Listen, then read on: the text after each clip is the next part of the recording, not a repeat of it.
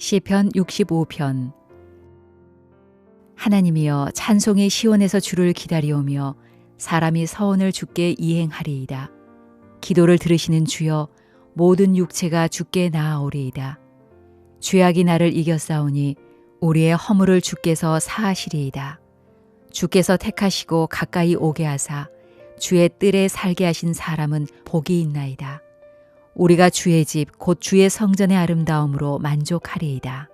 우리 구원의 하나님이시여, 땅의 모든 끝과 먼 바다에 있는 자가 의지할 주께서 의를 따라 어미하신 일로 우리에게 응답하시리이다.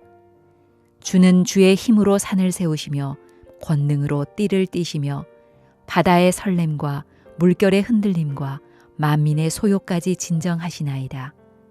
땅 끝에 사는 자가 주의 징조를 두려워하나이다. 주께서 아침 되는 것과 저녁 되는 것을 즐거워하게 하시며 땅을 돌보사 물을 대어 심히 윤택하게 하시며 하나님의 강에 물이 가득하게 하시고 이같이 땅을 예비하신 후에 그들에게 곡식을 주시나이다.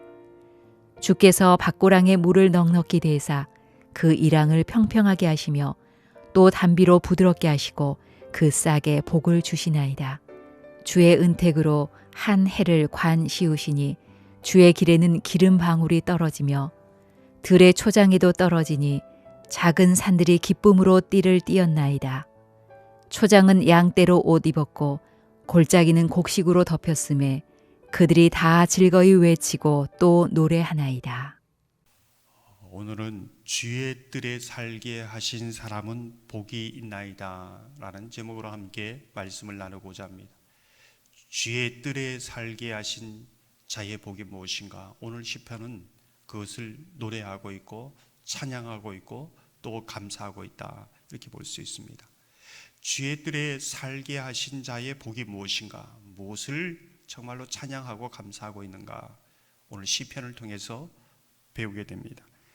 1절 보면 이렇게 말씀합니다. 하나님이여, 찬송이 시온에서 주를 기다리오며 사람이 소원을 주께 이행하리이다. 찬송이 시온에서 주를 기다린다. 어떤 뜻일까요? 찬송이 시온에서 주를 기다린다. 이 배경을 보면은 대속죄일, 한 해를 시작하는 대속죄일에 불렀던 시편으로 이제 알려져 있습니다. 대속죄일이 되면은 대제사장이 지성소로 1년에 한 번 들어갑니다. 발목에 방울을 달고 줄을 달고 가지요. 온 백성의 기도의 제목과 또 온 백성의 죄의 짐을 그 대제사장이 짊어지고 지성소로 들어가는 것이지요.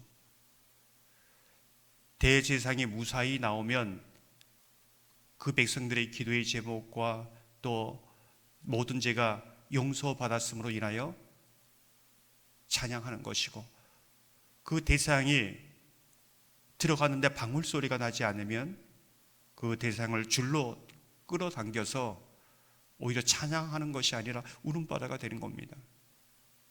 찬송이 주를 기다리오며 라는 이 고백은 대상이 들어간 이후에 무사히 나올 때 우리의 모든 죄가 용서받았음을 온 백성이 그 대제사장이 나오는 것을 보고 기뻐하면서 잔치가 되는 것이지요.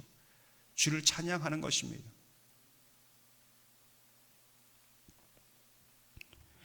이 자신의 죄를 용서해 주신 하나님, 자신의 기도를 들으시는 살아계신 그 하나님을 향하여 찬양하는 겁니다. 2절 3절을 보면 이렇게 말씀합니다. 기도를 들으시는 주여, 모든 육체가 주께 나아오리이다. 죄악이 나를 이겼사오니 우리의 허물을 주께서 사시리이다.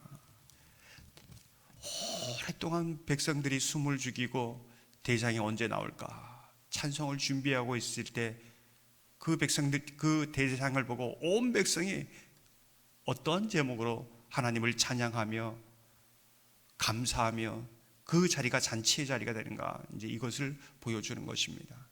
사랑하는 성도 여러분, 저와 여러분을 주의 뜰에 살게 하신 하나님의 택하신 자인 줄 믿으시기 바랍니다.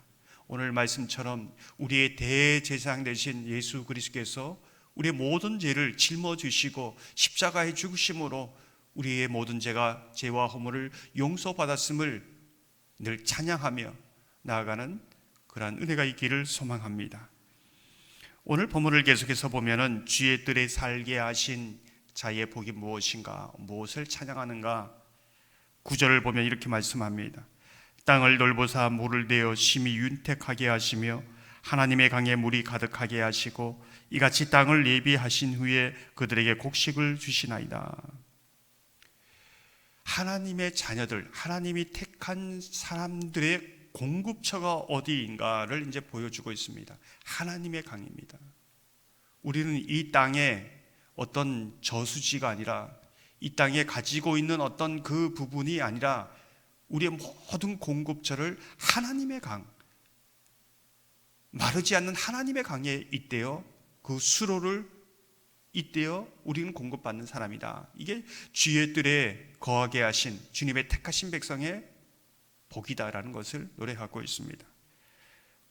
우리의 땅은 어디입니까? 오늘 보면 땅을 넓어사 우리의 심령이지요. 우리의 가정입니다. 우리의 기업입니다. 우리의 모든 삶의 영역이지요. 하나님의 강이 끊임없이 공급해 주심으로 인해서 가물지 않고 늘 윤택하게 하신다는 것입니다. 우리의 모든 자원은 하나님의 강에 잇대어 있기 때문인 것이죠. 그래서 청청합니다. 형통할 때나 막힐 때나 아플 때나 건강할 때나 어두울 때나 밝을 때나 늘 우리의 삶이 윤택하고 우리 영혼이 늘 감사할 수 있는 것은 바로 이러한 이유지요. 저와 여러분이 하나님의 강에 잇대어 살며 늘 청청한 푸른 믿음을 가지고 살아가는 은혜가 있기를 주님의 이름으로 축원합니다. 오늘 본문을 계속해서 보면 주의 뜰에 살게 하신 자의 복이 무엇인가? 11절에서 13절 말씀을 보면 이렇습니다. 주의 은택으로 한 해를 관씌우시니 주의 길에 기름방울이 떨어지며 들의 초장에도 떨어지니 작은 산들이 기쁨으로 띠를 띠었나이다. 초장은 양떼로 옷 입었고 골짜기는 곡식으로 덮였음에 그들이 다 즐거이 외치고 또 노래하나이다. 주의 은택으로 한 해를 관씌우신다, 이렇게 표현하고 있지요. 성경에 정말 보석 같은 단어들이 좀 있습니다. 헤세드, 영원한 사랑, 변치 않는 사랑, 실패하지 않는 사랑, 또 하나님의 긍휼, 이런 단어는 세상에서 찾아볼 수 없는 단어지요. 그리고 그 중에 한 단어가 은택입니다. 은택. 주의 은택으로 한 해를 관씌우시니, 이 은택이라는 단어가 굉장히 하나님의 성품을, 우리를 향한 그 사랑을 표현한 중요한 단어라고 생각합니다. 성경에서는 이 은택을 창세기에 사용하고 있습니다. 창세기 1장 4절을 보면 빛이 하나님의 보시기에 좋았더라. 하나님 보시기에 좋았더라. 우리가 은택하면 은혜로 택함을 입었다, 이 말도 맞지만 오늘 말씀 보면 하나님이 보시기에 좋았더라, 보시기에 좋은 것, 이게 은택입니다. 우리의 존재가 하나님 앞에 어떤 존재인지 보여주는 것이지요. 하나님 보시기에 우리를 보면 그냥 좋으신 겁니다. 너무 좋으신 겁니다. 우리가 좀 하나님 앞에 잘하냐 못하냐 이런 문제가 아니라 존재 자체가 좋으신 겁니다. 하나님이 우리를 이렇게 보시는 것이지요. 내가 무엇이간데 하나님께서 이렇게 좋게 보고 이렇게 정말로 심히 좋게 보시는가, 그게 은혜지요. 우리를 좋게 보시는 그 자체가 우리에겐 영광이고 기쁨이고 찬송입니다. 좋게 보실 뿐만 아니라 오늘 말씀을 보면 우리를 하나님의 복으로 삼아서 우리가 가는 곳마다 그 복이 흘러가게 하는 것이지요. 그래서 다 그 가는 곳마다 기뻐 외치고 노래한다고 이렇게 말씀하고 있습니다. 사랑하는 성도 여러분, 저와 여러분을 택하시고 주의 뜰에 거하게 하신 하나님을 찬양하고 감사하길 바랍니다. 주의 뜰에 거하게 하신 자의 복을 오늘 이 시편의 기자뿐만 아니라 저와 여러분이 함께 노래하며 찬양하는 그러한 은혜가 있기를 주님의 이름으로 축원합니다.